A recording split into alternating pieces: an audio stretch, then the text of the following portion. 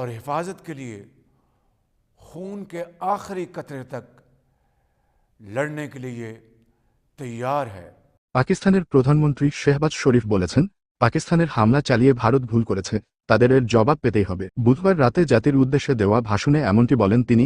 এর আগে মঙ্গলবার মধ্যরাতে পাকিস্তানের হামলা চালায় ভারত। পাক প্রধানমন্ত্রী বলেন, ভারত হয়তো ভেবেছিল পাকিস্তান পিছু হটবে, কিন্তু ভারত ভুলে গেছে যে এই জাতি এমন এক জাতি যারা নিজের দেশের জন্য লড়তে জানে। পাকিস্তান ভারতের কয়েকটি যুদ্ধবিমান ভূপাতিত করার দাবি করেছে, তবে দিল্লি এ সম্পর্কে কিছু জানায়নি।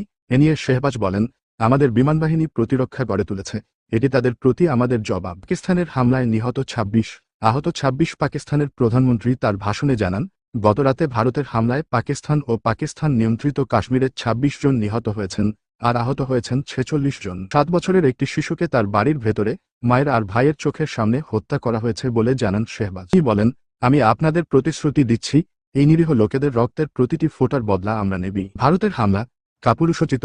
শেহবাজ শরীফ ভারতের হামলাকে কাপুরুষোচিত আখ্যা দিয়ে বলেন, পাকিস্তান গত রাতে দেখিয়ে দিয়েছে প্রত্যাঘাত করার ক্ষমতা আমাদের আছে। তিনি জানান, নিয়ন্ত্রণ রেখা পাকিস্তানের সেনাবাহিনী সাহসিকতার সঙ্গে লড়েছে। আমাদের শত্রুদের এবং হামলাকারীদের বিমান ধ্বংস করে দেওয়া হয়েছে। পহেলগামে হামলায় পাকিস্তানের যোগসূত্র নেই। শেহবাজ শরীফ বলেন, গত মাসে পহেলগামে যে মর্মান্তিক হামলা হয়েছিল তার সঙ্গে পাকিস্তানের কোনো যোগসূত্র নেই, অথচ ভুল কারণে পাকিস্তানকে দোষারোপ করা হয়েছে। তিনি জানান, পাকিস্তান ওই হামলার ঘটনার তদন্ত দাবি করেছিল, কিন্তু ভারত সেই প্রস্তাবে সাড়া না দিয়ে তা উপেক্ষা করে। পাকিস্তানের জনগণ সবসময় ঐক্যবদ্ধ। শেহবাজ বলেন, পাকিস্তানবাসী, আপনাদের নিরাপত্তা রক্ষায় আমাদের সেনাবাহিনী ও জনগণ সবসময় ঐক্যবদ্ধ।